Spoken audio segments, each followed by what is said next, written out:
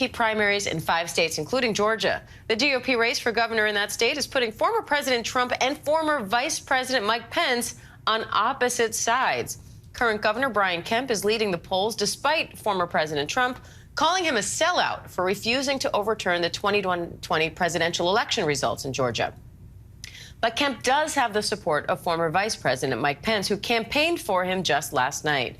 White House correspondent MaryAlice Parks joins me live now from Atlanta with the latest.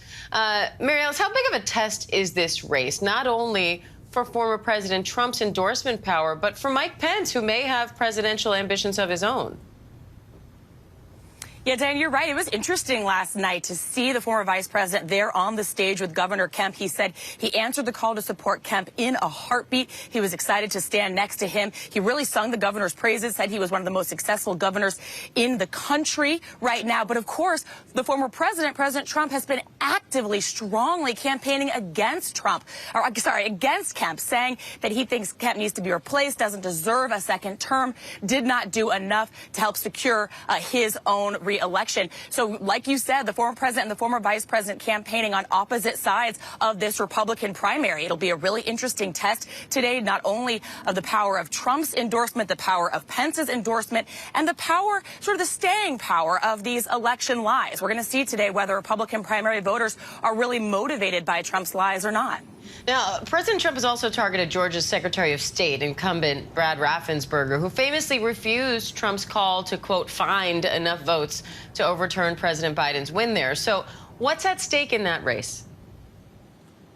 Yeah, really interesting. He's going up against a sitting Congressman Jody Hice, who has the backing of Trump. Hice has said that he thinks the election was stolen, was rigged, was fraudulent, but he's running to be the Secretary of State, where he would basically control the elections here. Now, Raffensperger has spent this last year really trying to crack down on election security. He's put in place new election security protocols, but he stands by the last election results, stands by, how he defended the recounts, defended all of the audits that took place here in Georgia. It is going to be a really interesting race. Democrats have 5 Democrats battling for the nomination on their side of the ticket.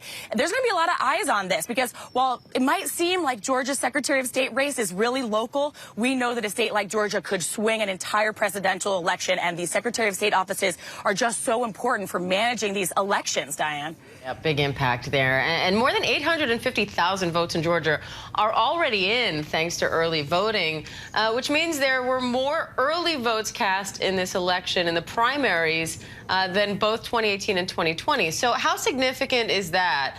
And who stands to gain, do you think, from that higher turnout?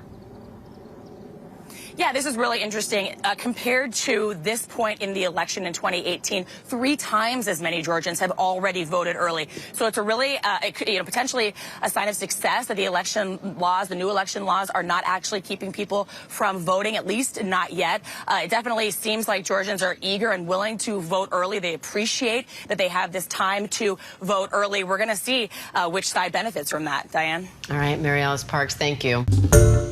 Hi, everyone. George Stephanopoulos here. Thanks for checking out the ABC News YouTube channel. If you'd like to get more videos, show highlights, and watch live event coverage, click on the right over here to subscribe to our channel. And don't forget to download the ABC News app for breaking news alerts. Thanks for watching.